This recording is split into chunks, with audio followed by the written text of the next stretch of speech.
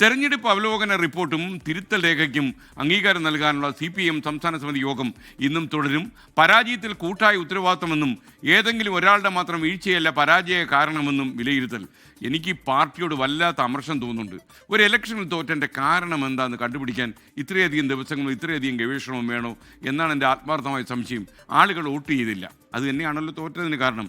ആളുകളെ എന്തുകൊണ്ട് വോട്ട് ചെയ്തില്ല എന്ന് ചോദിച്ചാൽ എതിരെ നിൽക്കുന്ന ആളുകൾ കുറച്ച് ബെറ്റർ ആകാം, അതല്ലെങ്കിൽ നമ്മുടെ കയ്യിലിരിപ്പ്. ഒന്നിൽ ഇവരുടെ കയ്യിലിരിപ്പ് അല്ലെ അവരുടെ കയ്യിലിരിപ്പ്. ഇത് കണ്ടുപിടിക്കാൻ ഇത്രയും വലിയ ഗവേഷണം വേണോ?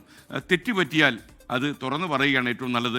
തെറ്റ് മനുഷ്യ സഹജവും അത് മറക്കാനുള്ള അത് പൊറുക്കാനുള്ള കരുത്ത് ദൈവികമാണെന്ന് പറഞ്ഞ അലക്സാണ്ടർ പോപ്പ് ഇപ്പോഴും നമ്മുടെ ഉള്ളിൽ ജീവിക്കുന്നു. ഇനിയിപ്പോൾ നമുക്ക് അതിലേക്ക് വരാം. ഷബീർ റാവുത്തർ തിരുവനന്തപുരത്ത് നിന്ന് ചേരുന്നു. Shabeer, good morning.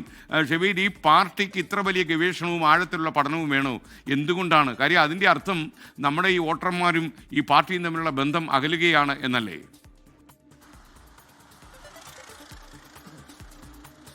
Very good morning. S K സൂചിപ്പിച്ചതുപോലെ നമുക്കറിയാം, പാറശാല മുതൽ കാസർഗോഡ് വരെ കീഴ്ഘടകങ്ങളിൽ സംസ്ഥാന സെക്രട്ടറിക്കും മുൻ മുഖ്യമന്ത്രിക്കുമെതിരെ വലിയ വിമർശനങ്ങൾ അവരുടെ കീഴ്ഘടകങ്ങളിലെ ചർച്ചകൾ ഉയരുന്നത് നമ്മൾ കണ്ടതാണ്. പക്ഷേ അതൊരു മറ കഴിഞ്ഞ് സംസ്ഥാന ഘടകങ്ങളിലേക്കൊക്കെ എത്തുമ്പോൾ ഏതെങ്കിലും തരത്തിൽ പാർട്ടിയുടെ റിയലൈസേഷനിലേക്ക് എത്തിയിട്ടില്ല എന്നുള്ളതാണ് ഇന്നലത്തെ സംസ്ഥാന സമിതിയിലെ ചർച്ചകളിൽ നിന്നും നമുക്ക് മനസ്സിലാക്കാൻ കഴിയുന്ന കാര്യം. അതിൽ തന്നെ ഏറ്റവും പ്രധാനമായും എടുത്തു പറയുന്നത് പരാജയത്തിന്റെ ഉത്തരവാദികൾ വ്യക്തികളല്ലെന്ന് ആവർത്തിക്കുകയാണ് CPM സംസ്ഥാന കമ്മിറ്റിയിലും. പരാജയത്തിൽ കൂട്ടായ ഉത്തരവാദിത്തമാണ്, ഏതെങ്കിലും ഒരാളുടെ മാത്രം വീഴ്ചയല്ല പരാജയത്തിന് കാരണമെന്നും CPM സംസ്ഥാന സമിതി വിലയിരുത്തുന്നുണ്ട്. പാർട്ടി നേതൃത്വത്തിന്റെ കൂട്ടായ വീഴ്ചയാണ്, വിമർശനാത്മകമായി ഉൾക്കൊണ്ട് സ്വയം തിരുത്തണം.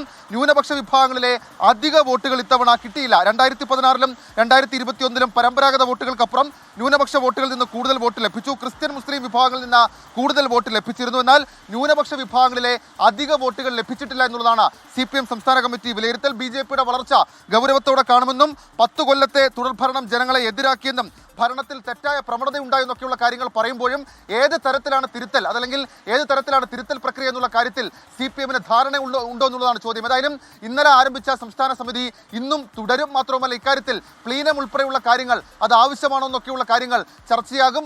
CPMന്റെ ദേശീയ സെക്രട്ടറി MA ബേബി ഉൾപ്പെടെയുള്ള ആളുകൾ ഈ സംസ്ഥാന സമിതിയിൽ പങ്കെടുക്കുകയും ചെയ്തിട്ടുണ്ട്. ഇനി പാർട്ടി എങ്ങനെ മുന്നോട്ട് പോകണം എന്നുള്ള കാര്യത്തിൽ ഒരു തിരുത്തൽ റിപ്പോർട്ട് അടക്കമുള്ള കാര്യങ്ങൾ സംസ്ഥാന സമിതിക്ക് ശേഷം പുറത്തിറക്കുമെന്നാണ് നമുക്ക് മനസ്സിലാക്കാൻ കഴിയുന്ന വിവരം. SKN.